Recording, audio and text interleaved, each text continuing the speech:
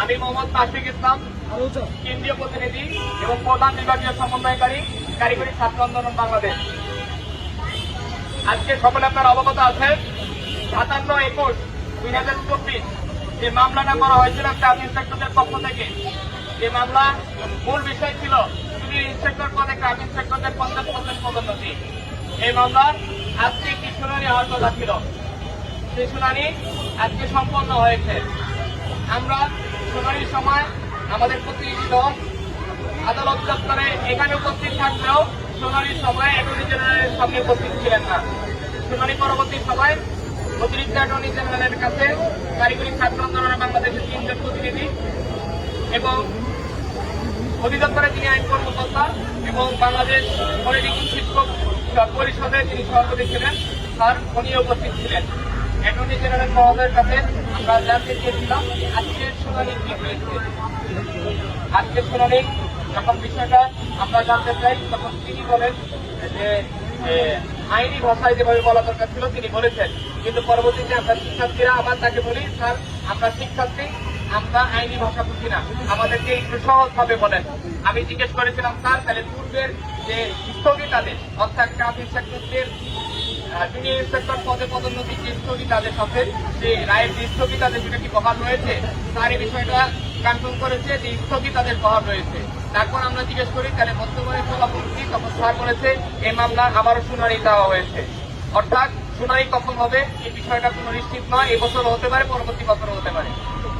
এর পূর্বেই আমরা যখন আমার আদালত দপ্তরে হাজির হই তখন আমরা আমাদের বিদ্যুৎ পরিচালক মহোদয় এবং আমাদের যিনি আইন কর্মকর্তা আছেন অধিদপ্তরের তার কাছ থেকে জানতে পারি যে আজকে মামলা নিষ্পত্তি হওয়ার কথা ছিল। তখন 10 জন আইনজীবী সুপারিশ করে পরবর্তী শুনানি ডেট পেয়ে বসে আমাদের জাস্টিসের কাছে। তো সেই ক্ষেত্রে পরবর্তী শুনানি হবে বলে নিশ্চিত করা হয়। এই ক্ষেত্রে আমাদের অতিরিক্ত জেনারেল মহোদয় আরেকটা বিষয় নিশ্চিত করেন যে এই মামলা নিষ্পত্তি হওয়ার আগে বা শুনানি হওয়ার আগ পর্যন্ত জুনিয়র ইন্সপেক্টর পদ এবং ক্রাফট ইন্সপেক্টর পদে কোনো প্রকার নিয়োগ সম্পন্ন হবে না, যা আমাদের কারিগরি সেক্টরের জন্য একটু ক্ষতিকর দিক। কেননা আমাদের শিক্ষক সংকট দূরীকরণের জন্য কিন্তু 35 জন শিক্ষকের নিয়োগ প্রদান করা হয়েছে, কিন্তু এখন আমাদের সেক্টরে দক্ষ ক্রাফট ইন্সপেক্টরদের অভাব রয়েছে। আর আমাদের আরো শিক্ষক নিয়োগ প্রদান করা প্রয়োজন, কেননা এখনো আমরা দেখছি অনেকগুলো ইনস্টিটিউট সরকার কর্তৃক নিয়োগপ্রাপ্ত শিক্ষকদের দ্বারা সম্পূর্ণ কার্যক্রম চলমান রাখতে পারতেছে না। এখনো অতিরিক্ত বা অতিথি বক্তা দ্বারা শিক্ষা কার্যক্রম চলমান রাখতে হচ্ছে। তো সেই ক্ষেত্রে এটা আমাদের সেক্টরের জন্য অনেক ক্ষতিকর। এই আমরা আশা করেছিলাম আজকে এই আদালত চত্বর থেকে আমরা একটি ভালো ফলাফল নিয়ে ফিরবো বা এই মামলা নিষ্পত্তি হবে, কিন্তু এই মামলা নিষ্পত্তি হওয়ার সেই আশানুরূপ ফলাফল আমরা এখনো পাই নাই। আমি সুবাই পাটোয়ারি, কারিগরি ছাত্র আন্দোলন বাংলাদেশের প্রধান কার্যনির্বাহী সদস্য। আজকে আমরা 3 জন প্রতিনিধি অতিরিক্ত অ্যাটর্নি জেনারেল স্যারের সাথে দেখা করেছি।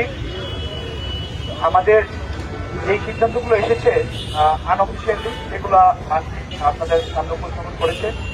দুঃখের বিষয় এখানে এটাই যে ক্রাফট ইন্সপেক্টররা মামলা পরিচালনা করছে তাদের এত পরিমাণ অর্থের উৎস কোথায়?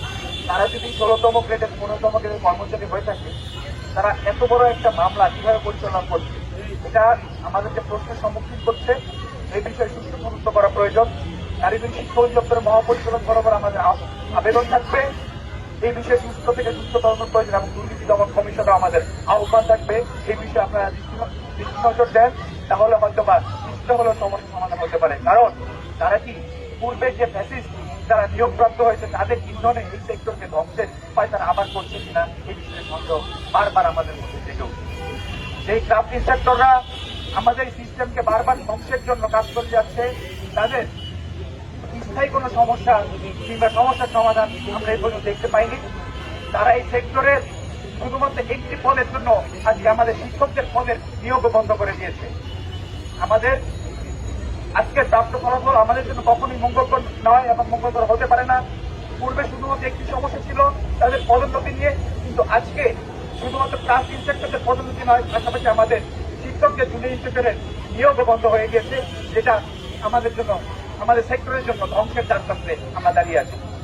আমরা স্পষ্টভাবে বলতে চাই, আমাদের এই সমস্যার সমাধানে সরকার এবং রাষ্ট্র কর্তৃপক্ষকে যে দ্রুত থেকে দ্রুত এগিয়ে আসেন, আমাদের এই কারিগরি সেক্টর এবং কারিগরি শিক্ষা উন্নয়নে আমাদেরকে সহযোগিতা করার আহ্বান জানাই। ধন্যবাদ। আজকে যেহেতু কোর্টে আমরা এসেছিলাম একটি ভালো ফলাফলের আশায় এবং শান্তিপূর্ণভাবে আমরা মানববন্ধন পালন করেছি, আজকে এই প্রান্ত থেকে আমরা আমাদের খুব ক্ষুদ্র একটি বিক্ষোভ এবং প্রতিবাদ কর্মসূচি এখানে পালন করে আমরা আজকের মতো এখানে আমাদের কর্মসূচি সমাপ্ত ঘোষণা করব। আর আমাদের পরবর্তী পদক্ষেপ অবশ্যই মিডিয়া ভাইদেরকে আমাদের প্রেস রিলিজের মাধ্যমে জানিয়ে দেওয়া হবে। ধন্যবাদ।